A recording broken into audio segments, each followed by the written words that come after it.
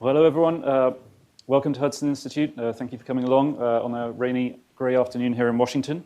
My name's Nate Sibley. I'm a fellow and director of the Kleptocracy Initiative here at Hudson Institute. For those of you joining us for the first time or perhaps online, Hudson is a nonpartisan think tank based here in Washington, promoting US global leadership and engagement for a secure, free, and prosperous future. My project, the Kleptocracy Initiative, looks at how authoritarian corruption is reshaping global politics and security, and what we can do in the US and the West more broadly to try and stop the flow of dirty money from our adversaries through our financial systems. And I'm delighted that joining me today is someone who's responsible for that within the US government. So he'll hopefully have a lot to say about it. Brian Nelson, who is Undersecretary for Terrorism and Financial Intelligence at the United States Treasury. His background as a lawyer, and he spent time at the Department of Justice and the California Department of Justice before being appointed by President Biden, and he served as the Undersecretary since December 2021. Welcome to Hudson, Undersecretary.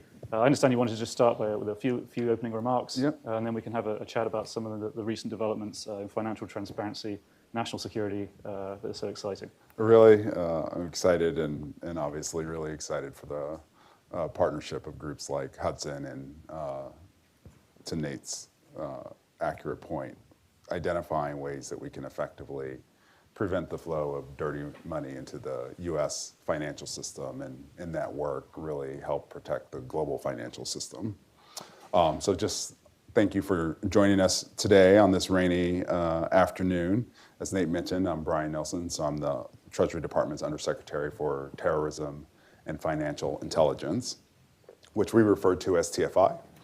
TFI is uniquely tasked with keeping the American financial system safe from illicit use, while simultaneously leveraging our resources to target, disrupt, and dismantle the ability of rogue nations, terrorist facilitators, weapons of mass destruction proliferators, money launderers, drug kingpins, and other national security threats.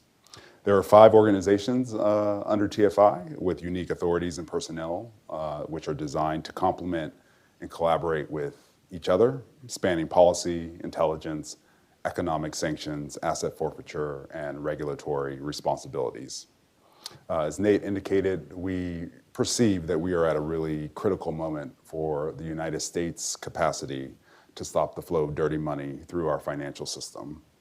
Although we are only 2 months into this year, Treasury has already announced, and hopefully we'll be able to talk about, several significant measures to further our goals in AML, in countering the financing of terrorism, or AML-CFT. These measures are rooted in the extensive assessments that Treasury has undertaken to determine threats and vulnerabilities in the U.S. financial system. They are also aligned with several important internationally established standards. To underscore the importance of our work here domestically, last week I participated in the meetings held in Paris by the Financial Action Task Force, otherwise known as FATF, or in the UK, FATF, which is the global standard-setting body for countering illicit finance. The United States occupies a unique position as the world's largest economy. Our reform efforts have significant effects beyond just our borders. On January 1 of this year, the Financial Crimes Enforcement Network, otherwise known as FinCEN, operationalized its beneficial ownership information filing system. This was a key milestone in the Corporate Transparency Act, which is a bipartisan law passed in 2020, to in part protect our financial system from criminal activity conducted through corporate anonymity. This month, FinCEN proposed 2 rules to strengthen the regulatory environment in the residential real estate and investment advisors sectors. These proposed rules would further close loopholes that allow criminals to exploit our financial system for nefarious aims. Also this month, Treasury published a number of risk assessments on money laundering, terrorist financing, proliferation financing, and the investment advisor sector. These reports together and independently explore illicit finance threats, vulnerabilities, and risks facing the United States. We believe these reports will be very useful for both the public and private sectors to help us deter, detect, and adapt to the current risk environment. So I know we have a lot to talk about over the next little bit here, so with that I'll stop and Well, you're right. There's an awful lot to unpack there because Treasury's been very busy recently. And I think it's fair to say the past year or so, including congressional action, bipartisan congressional action. You mentioned the Corporate Transparency Act, the Anti-Money Laundering Act. Taken as a package, I think it's probably the most significant upgrades to the US AML CFT system, since after 9/11. Yeah. And it's presumably kept you very busy. Yeah. I wanted to start off with a broader question, though.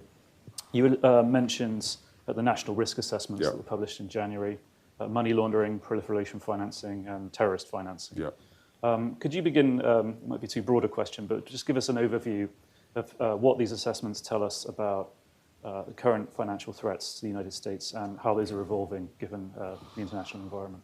Yeah, so these risk assessments, the Treasury Department publishes every 2 years and really serves as the basis for how we manage our illicit finance risks and then obviously policy responses to those risks. So no surprise if you were watching the news, among those identified are risks, national security risks created by the proliferation of fentanyl. Obviously, here in the United States, we continue to see challenges related to cyber-enabled fraud and crimes. We have historically seen and continue to see that among money laundering risks, that fraud is the top risk, but not too far behind. You have risks like risks emanating from drug trafficking organizations. We have those risks that relate to human trafficking and human smuggling as well, and then a number of risks that are in the sort of the cyber bucket. So those ransomware and other criminal activity that is enabled by cyber means. I would say, what we have seen in the money laundering space is also sort of the assessment that is reflected in the regulatory actions that we've taken, that there's a lot of risk around residential real estate and the lack of visibility into residential purchases in order to facilitate the laundering of drug trafficking and other proceeds, sort of foreign oligarchs, some of which are based in Russia. And I think we have seen fundamentally the lack of beneficial ownership capacity historically within the United States has allowed for the setting up of these shell companies and other entities that have really served as the infrastructure for these illicit financial flows. On terrorist financing, much of the story is really the same. We see how you have U.S. residents or persons that are either fundraising on behalf of a terrorist group or trying to send money directly to a terrorist group, and that risk remains. In the context of our latest terrorist financing risk assessment, we did spend additional focus on domestic terrorism and the growing threats that we perceive there. And then on proliferation financing, I think it'll be no surprise that a lot of the same actors and concerns from the last risk assessment persists. So, of course, North Korea and its capacity to develop its weapons of mass destruction program. But we also looked closely in the context of Russia and the means that it is using to try to procure the material it needs for weapons it's using on the battlefield and its unlawful invasion of Ukraine.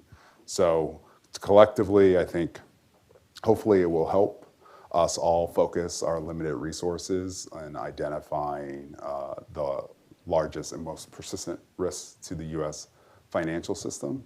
The last thing we did, which was a little unusual, is we did do a risk assessment as it relates to the investment advisor sector as well, and really highlighting the significance of that sector as a gateway to the U.S. financial sector, the abuse by, again, sort of corrupt officials from abroad and other actors who have really tried to either invest in companies in the U.S. or try to get access to U.S. technology and early stage companies and the like. So continuing to, I think, focus our work on prioritizing the investment advisor sector and bringing AML, CFT, comprehensive AML, CFT obligations to that sector as well, is reflected in that risk assessment. That's great, thank you. And we'll certainly come back to the investment advisor issue when we talk about the NPRMs that you issued recently. Wanted to move on to the sort of financial transparency measures, those specific ones, starting with the beneficial ownership register. One of the things that people will say is, oh, this is another sort of regulation coming down from Washington. Another thing that small businesses have to do. Why is this? And they'll say it won't work because criminals will just lie on the form. Yeah. Could you talk a bit more just about the relationship between financial transparency and national security? Because I think people think the FBI's out there. Some people think they're too powerful anyway. They have all these tools to investigate and go after bad guys. Why do they need yet more ways to pry into Americans' bank accounts, whatever people are saying about it this time? Yeah, no, I think it's a great and good question, and I think it reflects that we do have to make this balance between the regulatory burden that is expressed in some of these rulemakings with the value to our national security and public safety.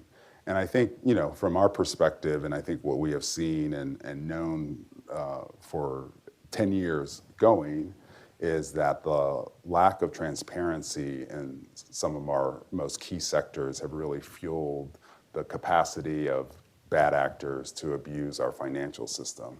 I think people are probably most familiar with this dynamic in the context of cartels and their capacity to establish shell companies here in the United States in order to either purchase real estate or otherwise gain the benefit of the fruits of their proceeds from trafficking drugs and people and guns and the like.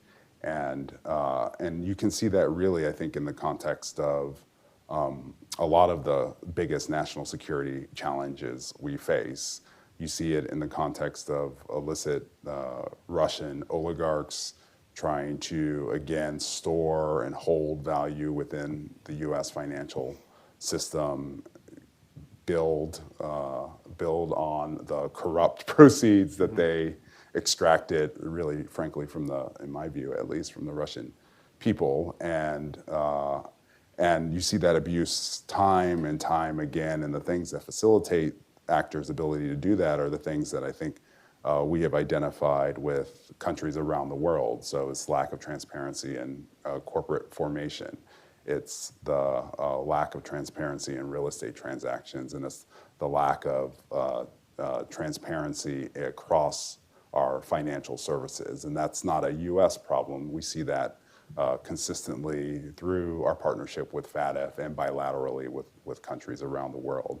And what we know is if we can make our financial system less hospitable to bad actors, that will allow legitimate businesses to compete on a fairer playing field.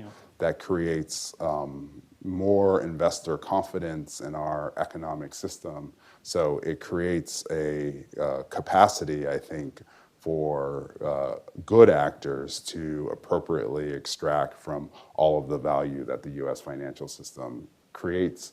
And in sort of our leadership, it also will allow us to better assert that these principles and these types of regulatory actions are necessary in jurisdictions across the world to make the global financial system more resilient.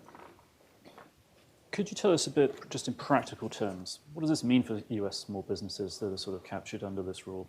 What are they going to have to do now? In practical, I own a mum and pop shop or whatever it is. When do I have to do it? What do I have to do? Yeah, so you're referring to I think the biggest of our recent rulemakings, which relates to beneficial ownership and the requirement that a number of small and medium-sized businesses across the country will have to file with FinCEN their beneficial ownership information. And we enter into this new requirement, which came into effect as of January 1st of this year, with a couple of things that I think is just important to address up front. One, a lot of small businesses, mom and pop businesses, have never heard of FinCEN. Right. Maybe the vast majority have never heard of FinCEN. I could be quite scared if it pops up, financial crimes enforcement network is after you, We there's some sympathy there. We'll try to make it a little, maybe we'll work on our logo to make it a little bit more friendly. Is one. And then two, this is a new and novel reporting requirement. So businesses will have a year to electronically file with FinCEN their beneficial ownership information and some really basic information about sort of the location of their company, sort of the name, its identifying features, et cetera. And what we have tried to do in the promulgation of these rules is one, of course, is to provide information to those who will have to report in a way that is in plain language, should be easily communicable, that this is free, it's meant to be simple, it's secure, they're giving us information, giving the US government information, so it's incumbent upon us to describe the terms under which that information will be shared with law enforcement, national security partners, and the like, confidence that it will be held in the sort of the system that is of the highest cyber security standards and the like. Mm-hmm. And FinCEN is working hard to communicate all of those things which are true, and also that the provision of this information for the vast majority of small businesses that only have one or two beneficial owners won't require a lawyer or an attorney. That we have found that it's taken a lot of businesses about 15 to 20 minutes in order to provide this information. So I think we've now gotten over 700,000 filers since January 1st, which is great. The system seems to be working relatively, well, not relatively well, the system seems to be working very well. And I was going to ask how many filings you'd had. Is there any glitches or all going smoothly? No meaningful. I mean, there are little technical things in the background, but I think the customer experience has been smooth. We provided, in addition to the written guidance in a number of languages, I think 11 languages. We're doing webinars and I'm doing YouTube things to try to describe. Not TikTok videos. No TikTok. So we're trying to be multimedia about our approach, working closely with secretaries of state, obviously, which are engaging with business entities in each state most intensely, but also chambers of commerce, the Bar Association, and we are on a full court press to get the word out, both about the reporting requirement in the spirit of education and compliance and getting good quality information that will be valuable to law enforcement so that we can identify the bad actors, the shell companies, those that are seeking to abuse our financial system. And my perception, it's only been 8 weeks, seven and a half weeks, is that with the successful number of filings that we have, I think as people and businesses become more aware of the requirement, the sort of provable experience of it only taking 15 to 20 minutes, that I feel like the sense out there is people are feeling more comfortable with this, but we recognize we have a lot of work left to do, and again, the requirement is that existing businesses, those that were formed before January 1 of this year, have until the end of this year to file their reports. Those new businesses, those that come into creation in 2024, have 90 days. So you're not suddenly going to get thrown in jail if you forget to file, basically. There's no gotcha approach here. Certainly, the authority relates to willful violations, which, as you can imagine, those who have created a shell company in order to facilitate illicit finance flows in the United States probably will willfully not file. Maybe they will. But that's the important thing that goes to the thing I was saying earlier about, one of the criticisms is, well, criminals will just lie on the form. Yeah. But that's willfully deceiving or not filing on purpose. So that later on, and they can only be sort of investigated. They can only be caught up on this if there's already a criminal investigation going on anyway, right? I think for our purposes, law enforcement is not like they're extracting like the whole system. They are going in to facilitate their investigation. So they'll be looking for specific articulable things. On that note, could you talk a bit about who has access to the register and for what purposes they can do that? How is this practically going to be used?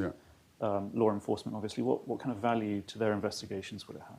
Well, so law enforcement, national security, intelligence. This data is for them. In terms of the practical value, it's very difficult and time-consuming to try to unwind the beneficial ownership by a law enforcement professional, and that time is not going to be utilized to do other things, to advance an investigation, to advance it's often national security requirement. It I can remember be when impossible. I was going through, like one of the things that FBI agents and others would say to me was just like, there's a paper trail. You get to a filing where there's just a lawyer's name on it. The lawyer's like dead or disappeared in the Caribbean, and that's just the end of the investigation. And that's the end. But now this is to sort of keep that paper trail going almost. Right? Yeah, right. And obviously the absence of this, again, required information will express, at least shine a light on, hey, this is a concern, and we should devote our law enforcement resources to try to address whatever this entity is that we don't have visibility into the beneficial owner. So I think, from our perspective, and I think what we've heard from both in the context of the FATF, but also just sort of bilaterally, how valuable this information has been for the United Kingdom and others who have implemented a beneficial ownership system today. So actually, you can obviously hear I'm British by origin. I'm dual US citizen now.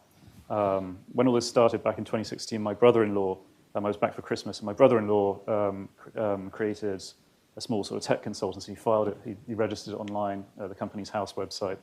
And it took him about sort of a minute and a half, I think, to get through that page. In the UK? Yeah. That's good. So we got to, we're going to try to get there to a minute and a half. So you're at 15 minutes, let's try and get it done. I see Tahir is here from the UK. I will take embassy, that as a chuckling challenge. away in the background. Yeah. So that's your challenge from the British side for today. So moving on. So my other question was sort of about, I think it may be a bit early for this, but sort of not benchmarks for success, but how will you know if this thing is working? Because that was the other criticism when this was going through Congress. We just don't need this. We catch sanctions evaders, we catch money launderers already. How will we know that this is helping? I know in the UK they commissioned like a study internally to sort of find out how law enforcement was using it. Are there plans to do stuff like that? Yeah, it's a great question. Would that be a job for the Government Accountability Office at some point to sort of look into it? I don't know about that. You don't want them breathing neck just yet. No. Let's let it. The GA.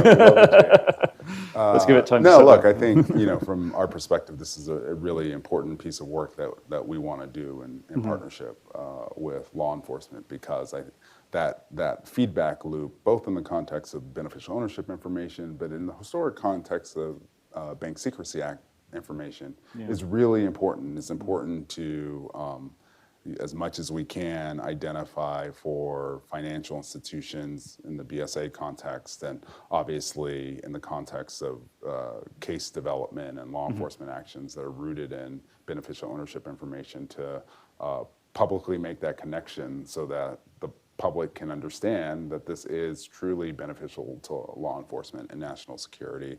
And we know or we perceive that if we have information about who is purchasing non-financed real estate property in the United States, if we know who is investing in our most sensitive technologies, and certainly if we have information about sort of the range of really, for the most part, great companies operating here in the United States, and foreign companies that have a significant business presence in the United States, that is necessarily going to disincline those who would seek to abuse our financial system from attempting to do it. And that's kind of a negative that's hard to prove, but I think we'll see the benefits of that. And then I think, again, to the point, like the AMLA actually requires that we take actions to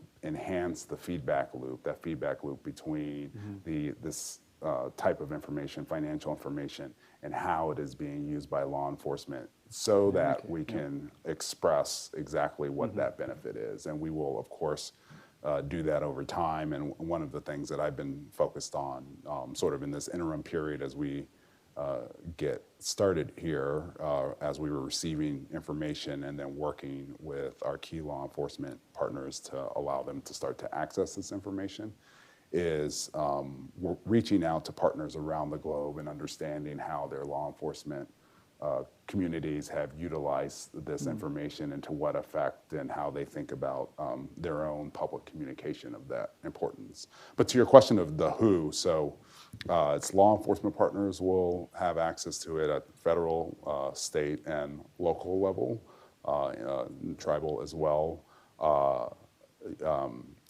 U.S. Financial institutions will have access, as well as international financial institutions, and there are, so like sort of a high level, but there are a lot of restrictions in place into how that access will be allowed in the context of each of those different categories of authorized users. Okay.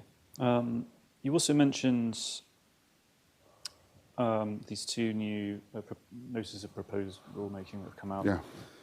So the beneficial ownership register is in place, that's functioning.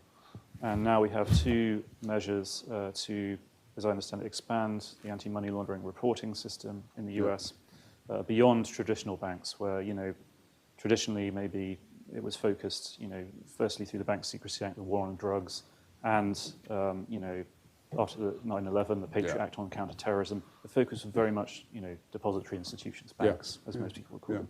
But as you've been talking about, they're not the only ways you can launder money into and through the US financial system. Can you talk a bit about these new rules and what they would do? Yeah, so one thing I think that's probably clear from the conversation is the two areas that we have going back to 2016 in our mutual evaluation at the FATF identified as significant gaps in our system relate to real estate and investment advisors. So for real estate in particular, the gap as it relates to those non-financed transactions that involve either a trust or other entity on the other end, so not an actual person. And within our system, I think that represents on the residential level about 20% of transactions. So one of the things since 2016 the Treasury Department has been doing is issuing what are known as GTOs, geographic targeting orders, as it relates to certain residential or real estate transactions in certain US marketplaces. But those are meant to be temporary, obviously, and have to be renewed over time and are incomprehensive. But they have expressed the realization that visibility into those non-finance residential real estate transactions is a significant gap, and you do see a number of bad actors seeking to launder their funds by purchasing real estate in these non-finance transactions. So the proposed rule would be comprehensive. It would require that a number of the those that are involved in the sale or transfer of real estate would have to provide this beneficial ownership information. Only one of the actors has to do it. So it could be the lawyers, it could be the title insurers, it could be the brokerage. It could be any of them, and they can decide among them which one will do this. But the idea and the concept is that in the context of that transaction going forward, if and when we get to a final rule, they will have to provide beneficial ownership on who is at the other end of that transaction. On investment advisors, sort of a similar dynamic. Who do you mean by investment advisors, if I could? What would that capture? Because when I think of investment advisor, I sort of think of my local accountant, maybe, or something. No. What sort of scale are we talking about? These are those that have to register with either they have to register with the SEC because of the assets under management that they are advising, one, or two, that they are exempt from registration because they are advising a private fund and the assets under management is under 150 million. Right. But those are the two. But even those that are exempt from registration have certain requirements with the SEC. So that reflects sort of the sort of comprehensively the investment advisors that we would be concerned about. And when you're thinking about just as a signal of how big of a gateway these investment advisors are into the U.S. financial system, you're talking about tens of trillions of dollars of assets under management by this group. So but currently there is no, there's only rudimentary oversight in terms of us being able to see. So there's you being able to see. I can't see that stuff. Obviously, you being able to see what's moving through that. The SEC obviously has oversight, but not for AML CFT. Right.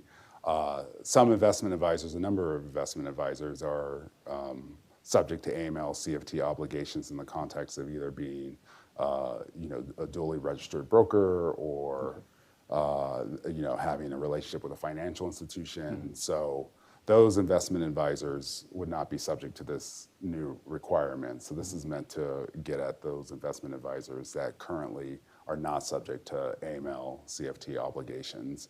And it really represents, and I've had the opportunity to, unfortunately see it in the context of this job, how many bad actors will try to invest in the United States, either in order to store and hold value to their corrupt gains, or are seeking on behalf of potentially a nation state information about a sensitive technology. Right. And you do that by investing in venture and particularly for early stage companies. And those sort of flavor of national security threat, I think, again, has long represented and identified illicit finance risk within our system. And we had a proposed rule in 2015 that never went to final, and I would note that since that time, the assets under management by investment advisors have nearly doubled. Mm-hmm. So the need to address and bring transparency to this particular sector, and really, I think, comprehensively bring AML CFT obligations across our most critical financial services is a piece of work that, as referenced to the 2015, has long been in process, and the FATF has, again, identified as an area of significant deficiency for the United States. So we feel good about the proposed rules, both as it relates to real estate and investment advisors. 60 days-ish from 2 to 3 weeks ago, so welcome all who have comments to comment, and then we'll work to move these to final. That's great. And so, it sounds like you've got your plate full. I'm hearing that you're really rounding out, an anti-money laundering system that, as I mentioned, was sort of designed for another era, perhaps, and well, at least that we've gained an understanding of other ways and other vulnerabilities, and pushing it out to kind of cover those. Is this, as I said, you've got your plate full. Yeah. Is this, I, for example, am talking with congressional offices about something called the Enablers Act, which would sort of take that principle of extending the anti-money laundering system, to other high-risk sectors. Yeah. I'm sure you're not able to comment on that, obviously, but I don't think it hasn't been really introduced yet this year even, so you don't need to. We were trying to, as I was walking here, I was trying to remember what was in the last Enablers Act. Yeah, it changes a lot. Shifts. Well, as you said, these things take a while. The last rule was 2015. I've noticed anything with AML or CFT seems to take, we count in decades the amount of time it takes to get through to become law and implemented. Not this time. And that's not TFI's fault. I know that many secretaries and undersecretaries and deputy secretaries been really actually surprising consistency across administrations about pushing for this stuff internally and on the Hill. And the Corporate Transparency Act was broadly bipartisan. It was, yeah. To expressing that point. Talking of Congress, I think it was a couple of weeks ago, there was a hearing with the new director of the financial crimes enforcement network, the financial. Just to refresh everyone, if you're lost in the acronyms, because anyone coming here for a big broad brush talk about Russia sanctions or something, sorry to disappoint. This is a bit of a technocratic issue, and some of these things are quite nerdy. So hopefully you're all sort of nerding out as we are. But so the FinCEN is the financial intelligence unit. Yeah. Congress had a hearing with the new director, Andrew Gacki. I was there. I've met and seems, and you were there as well. Yeah. And there were some criticisms of FinCEN. Could you talk a bit more about FinCEN? Because it seems, all of the things we've talked about so far that you've talked about, FinCEN will be overseeing. FinCEN's mandate seems to be expanding quite rapidly. Yeah.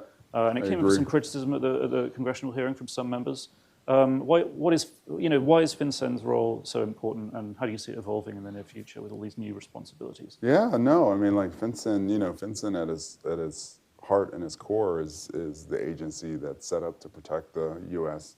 financial system, and it does that in a couple of ways. It is designed to prevent bad money dirty money from coming into our financial system, and it uses its oversight of the Bank Secrecy Act to do that through the production of suspicious activity reports, obviously know your customer requirements and the like, and they've been doing that work for decades now. FinCEN also protects our financial system by detecting and disrupting these illicit actors who are part of, fentanyl networks, if you want to talk about what we're seeing recently, but all of the sort of the range of national security and public safety challenges that touch the United States and have a financial nexus.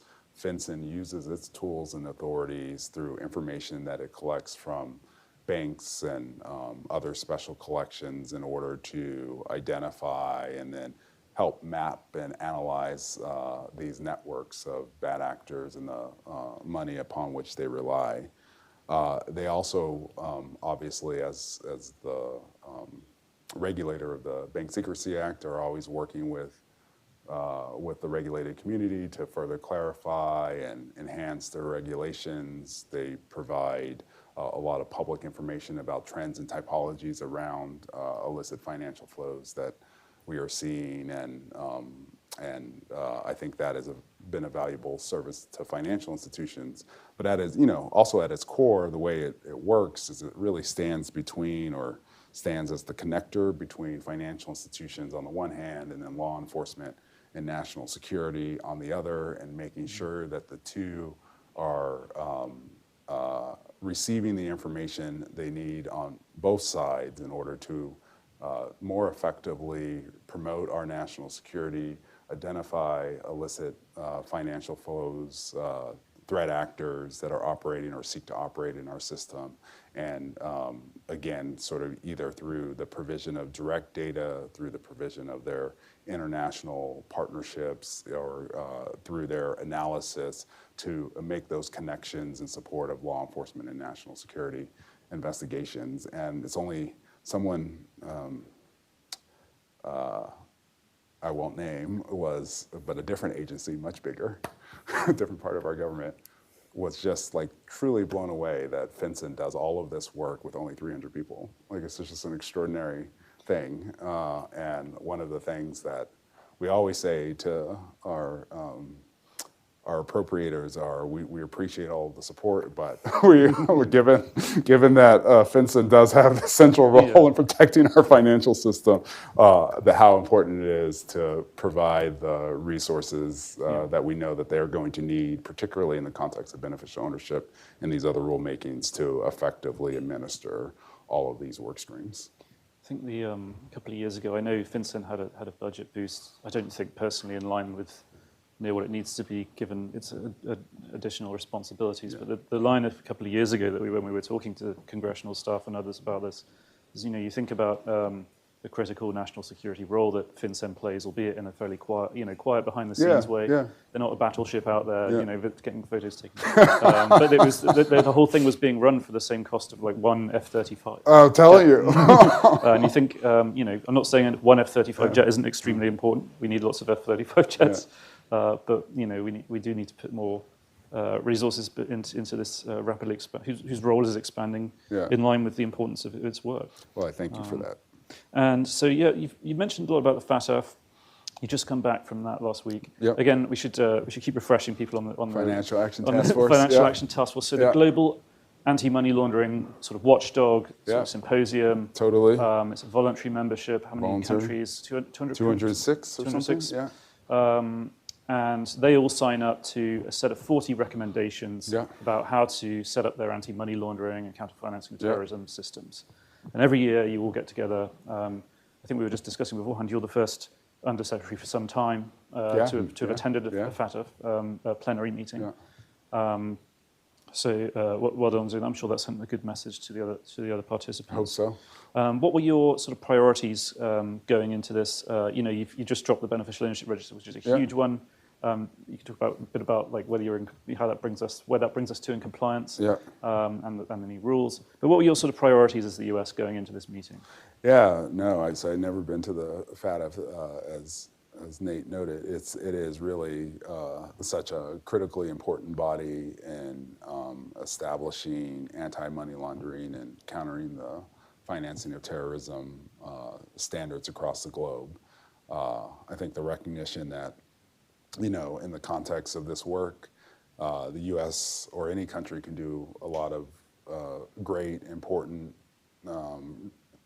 steps to prevent illicit finance from going into that system. But if there are leakages in other systems, then it's going to be hard to manage the overall global illicit finance risk. And the FATF, the Financial Action Task Force, really sits at the center of that. So, as Nate noted, part of my job was to just express a lot of what we've talked about, which is that we are in this incredibly productive and in a way historic regulatory rulemaking process in order to enhance our AML CFT capacity in the United States.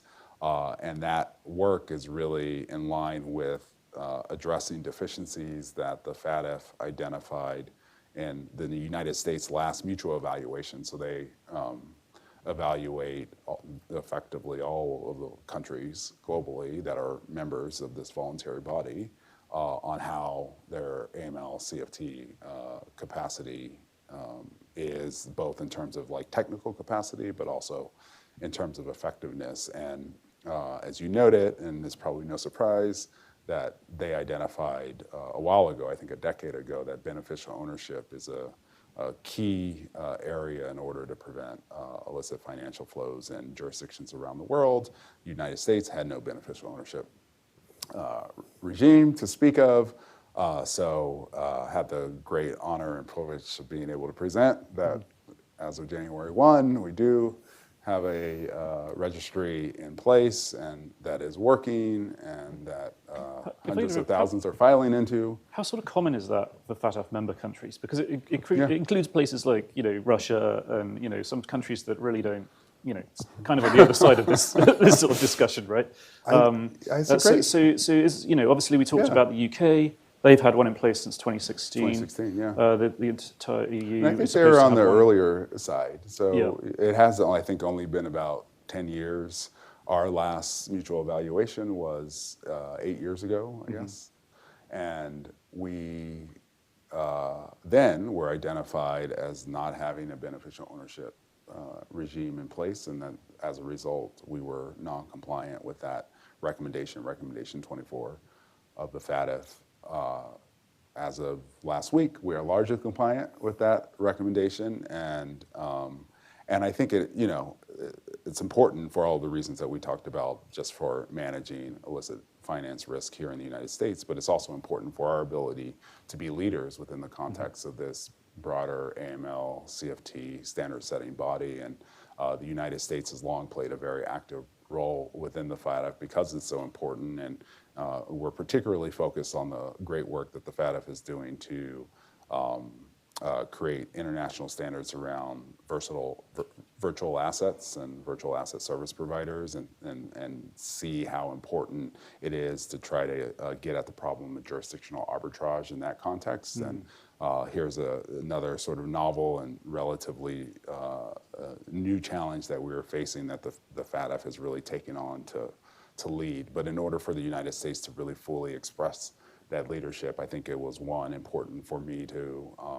really try to communicate as best I can that this is a true priority of the administration, going to President Biden and Secretary Yellen, and particularly in the context of President Biden's strategy on countering corruption, which tasks the Treasury Department to do the things that I've described this afternoon. So one, and then two, think about how we can sort of more actively and fulsomely continue to participate in and support all of the great working groups that the FATF relies upon to identify jurisdictions of concern and the challenges that we perceive coming around the corner or that are frankly burgeoning now, that could range from illicit financial flows in the context of Russia's invasion of Ukraine to ongoing concerns about North Korea, weapons of mass destruction, all of the things emanating from Iran that's creating incredible instability in the Middle East, and do that at a highly technical level, so that it's not about sort of political commitments, but it's really about sort of what are the mechanisms to get at the illicit flows associated with some of the biggest terrorist financing and money laundering that we perceive in the world.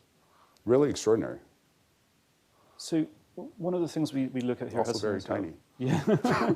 No, yeah, it's a small organization. Yeah, small organization. For the importance of what it does. Again, all these organizations supposedly, as overseers of the global financial system, they're all run by about 15 people. Lots of value. So one of the things we look at Hudson, we're concerned about is the way that some authoritarian competitors like China, the powerful ones in Russia, are using international institutions to try and reshape rules and norms.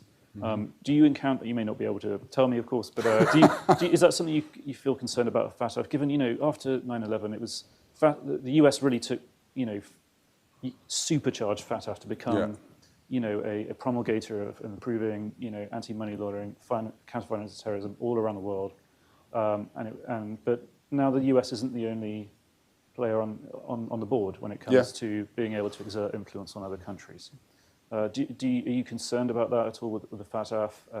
Do you feel the US still is the guiding light and the leader on these issues? I think we have to express our leadership through leadership. I think we have to do the work. We have to show that we are operating in a way that is consistent with those FATF standards, operating in a way that is consistent with protecting the global financial system. And I think, as it relates to Russia in particular, recently suspended by the FATF because they are obviously in the conduct and effect of their brutal invasion of Ukraine, not operating within those standards. And I think it is a real testament to the FATF that there are these principles that, as a volunteer body, all countries have to agree to uphold, what are called actually the FATF standards. And if a country does not express those principles, then they can be suspended, as was in the case with Russia. So, generally, what I think is that these bodies, particularly the FATF, the more we can do as the United States to both talk about their value, express the standards and the work that we are doing to protect and make our financial system more resilient, that only strengthens the international standard setting rules, norms of the FATF, and makes them, I think, less susceptible to influence not only by the United States and They are not particularly susceptible to influence by the United States, but any other country, and that is, I think, that is the way that the FATF really expresses what is, sort of an incredible sort of leadership on convincing countries, these 206 nations from around the world, to, for the most part, try to adhere to these standards that the FATF is creating.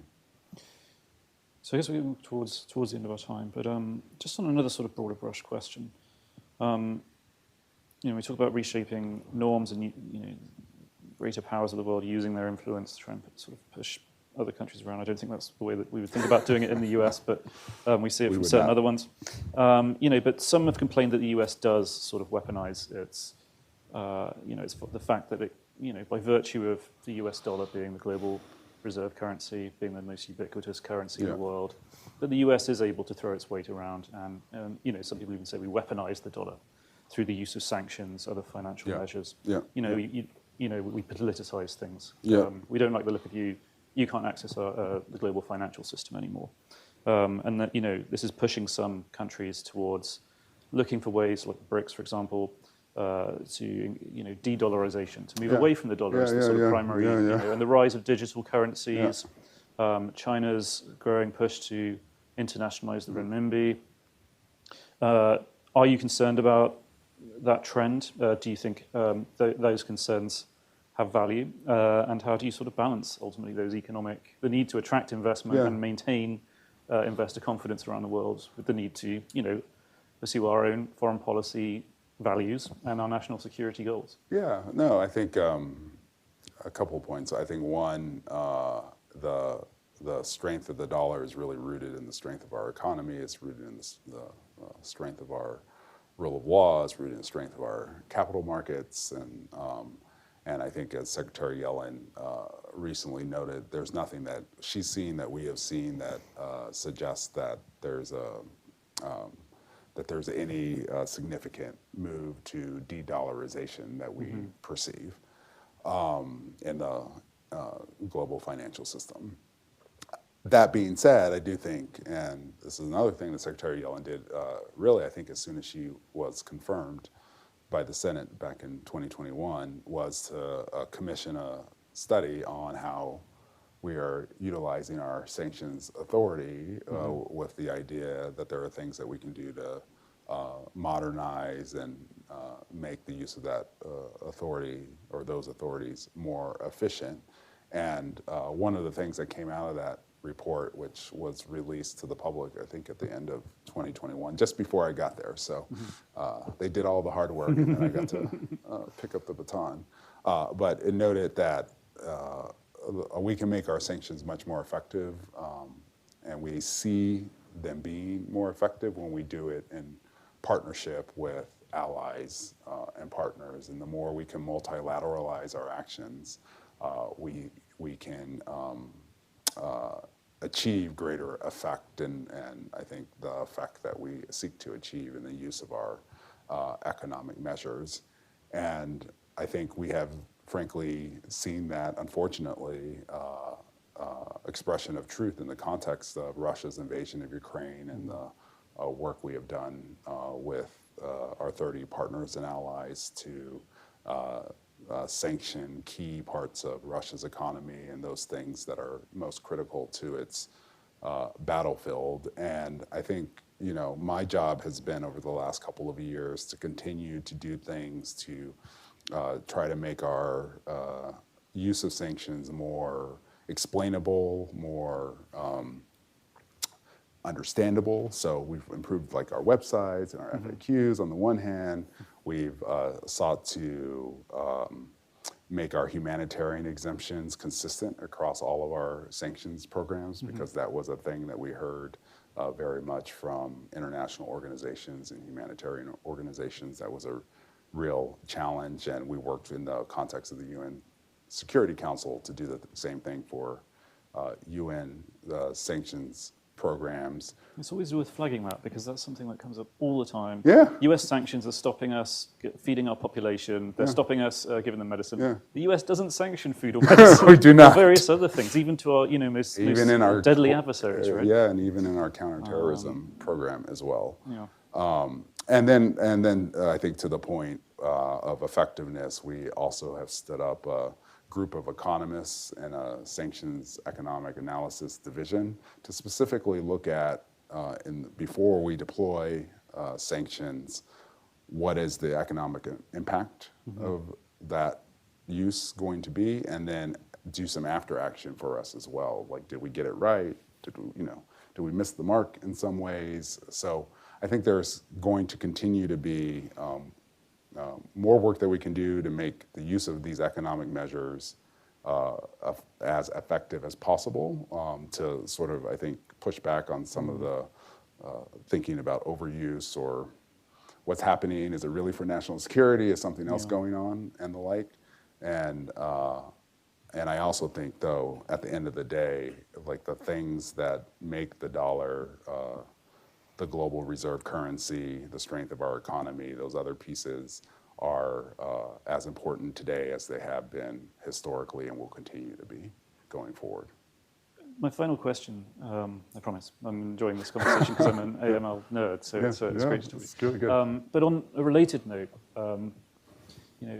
Secretary Yellen down in, I think she was in Brazil. Yeah, she is in Brazil. She made quite an interesting speech about utilizing the value of frozen Russian assets. Is there anything more you can tell us about that today? I presume, probably not at this stage, because it sounds like it's something that's still being sort of worked out. Still being worked out. But do you see that as an evolution of US financial measures, or is this just a one-off thing that we're talking about in relation to Russia and its egregious behavior? Well, I mean, I think the context is uniquely, definitely ahistorical in both the egregiousness of the behavior, that's the way that is unprovoked, illegal. I mean, you just go on and on and on.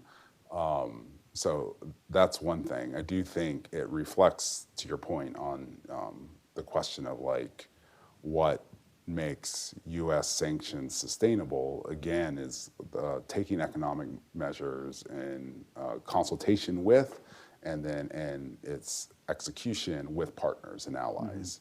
So I think the principle that we have discussed and that Secretary Yellen has discussed and has discussed yesterday in the context of the G20 is really one where it's not the sort of the U.S. and the dollar doing one thing as it relates to Russian sovereign assets, but it's really the euro, the yen, the pound, and when you take the sort of basket of the world's most attractive and convertible currencies, then I think it's a different sort of policy conversation about what is possible and what countermeasures we could expect and how can you mitigate against some of the perceived downside effects.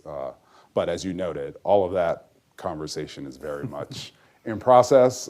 Secretary Yellen will have the latest from her trip to Brazil, and I'll look forward to sitting down with her when she's back. But it is, as she noted, I think it is an appropriate priority of us and our collective partners and allies to try to work through in support of obviously Ukraine and this fight and this war.